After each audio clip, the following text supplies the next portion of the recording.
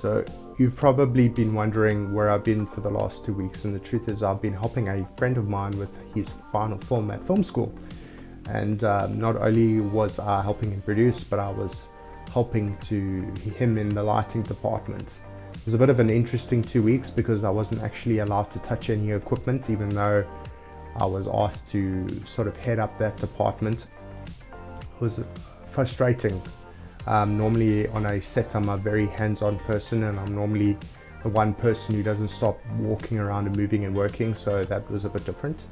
And even when we were asking for gear, I couldn't get a lot of the equipment I was asking for, based purely on the fact that like all these lights were broken because of other students, and I think a large part of that is because they're not adequately trained on those pieces of equipment, which is frustrating to say the least. Don't get me wrong, when it comes to the camera and sound departments, they know how to handle equipment very well, and when it comes also down to the writing and directing departments, they are incredibly good. It's just it makes me sad when I see equipment treated so poorly, and just the little ways I had to correct some of the students. I'm sure they hated me for it, but like, I can't keep quiet. It just kills me. Anyway, another thing I wanted to talk to you guys about before we get started is that I'm intending to shorten up the format for these videos. I want to make them a bit more impactful and compelling. The last video especially, I felt like I got a little bit boring watching it back. I feel like I can make them a little bit better. And then one final thing before I get into some final housekeeping is that I would like to thank my family for my Boba Fett helmet Lego that I got to build this week as an intro for you guys. Very, very cool. I enjoyed building it a lot.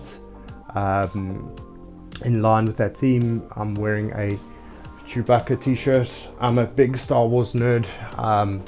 I believe that not only do I look like a Wookiee today, I believe that if I existed in a Star Wars universe, I would probably be a Wookiee, because I'm older than I look. I'm big and hairy. I could live in a tree, and I would live on an exclusively meat-filled diet. So, oh, and one more thing, I'd probably threaten to rip your arms off, but I'm actually just a giant squishy teddy bear at heart.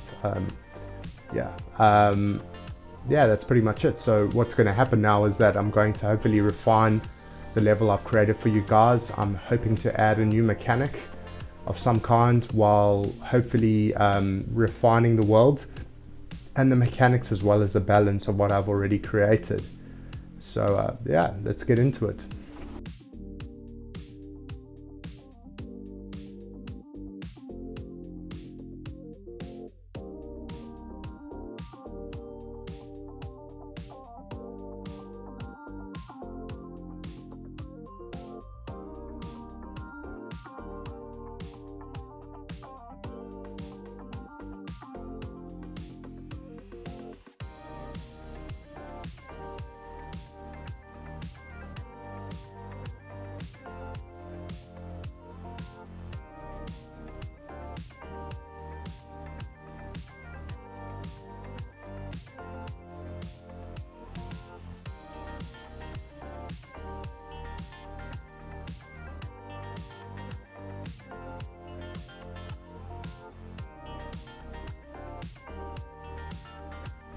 How do I access that? That's what I want.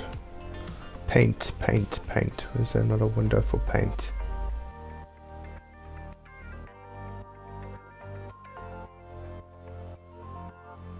Terrain brush.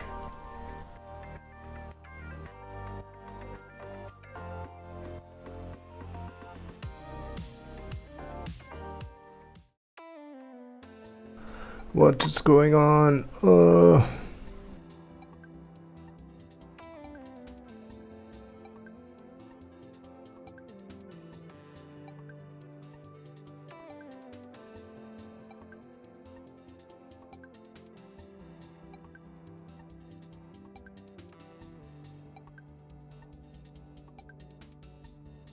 This is not what I want. Why are you doing this to me?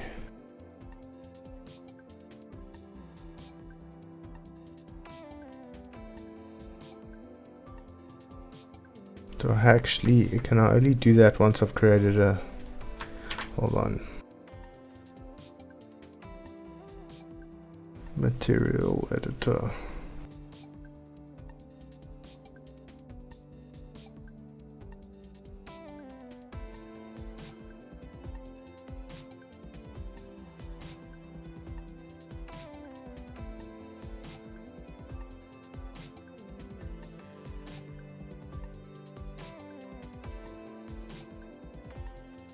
Let's just build on what we have.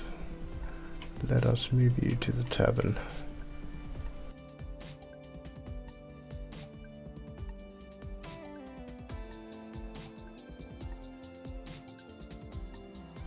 Let's test this.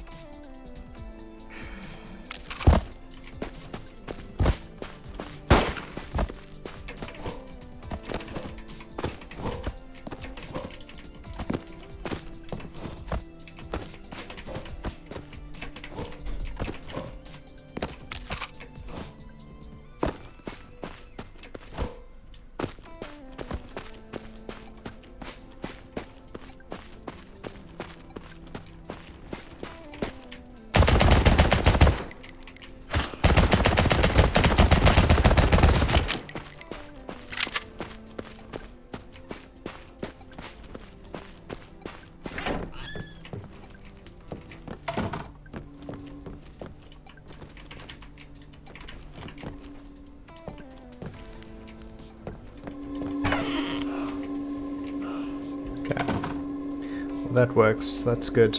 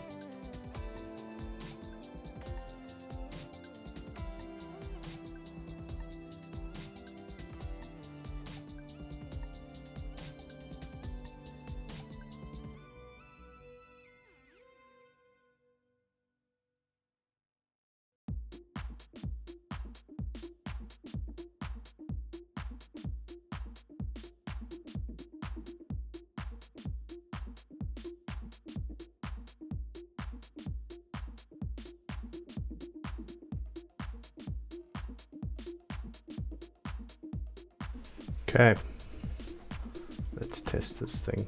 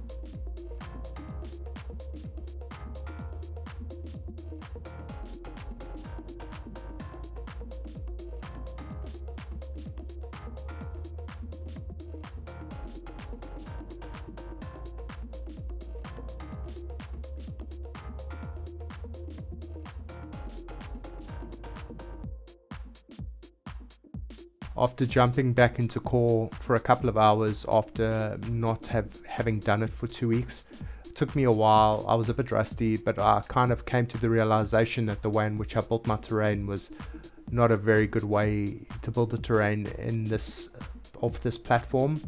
I should have actually had like a realistically sculpted world or something based on reality, and I just realized you could do that using real life geographic information.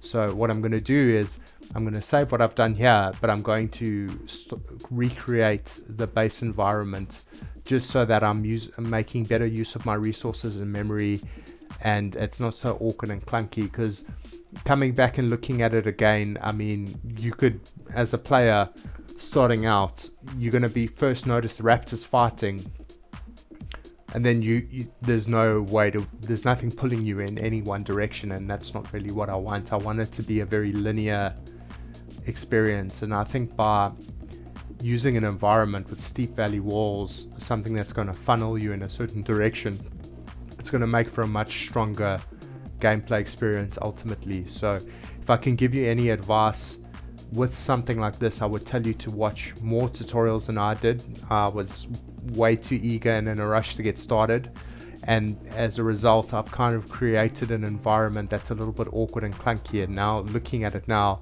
I don't feel like this environment pulls you in any one direction, and I'm limited with what tools I can use to sort of make it look more organic and realistic. So I'm going to go back to the drawing board next week. It's going to be a much shorter video, sort of, because I've realized I've made this massive, what I consider to be a massive mistake, bit of an oversight. So we're going to call it here for this week, and we're going to get started next week. We're going to build an environment from real topographical information, and then we should be able to bring in assets from this game relatively quickly by simply copying and pasting. I can bring in my ambush camps. I'll be able to bring in the scripts in which I have a handgun, and which you start off with a handgun, and there is somewhere to heal, and there is a tavern, and all of these other things. So I think this ultimately will create a better game, and there's a lesson to be learned here. It's good to be eager, but it's better to take your time and make sure you know what you're doing before you jump into the deep end sometimes. This has cost me a couple of hours, tens of hours, but I think this is something that's necessary in order to create a better end product. So sorry, there's not really all that much to see this week. There was more just me talking than anything else, but we're going to come back next week a lot stronger for it.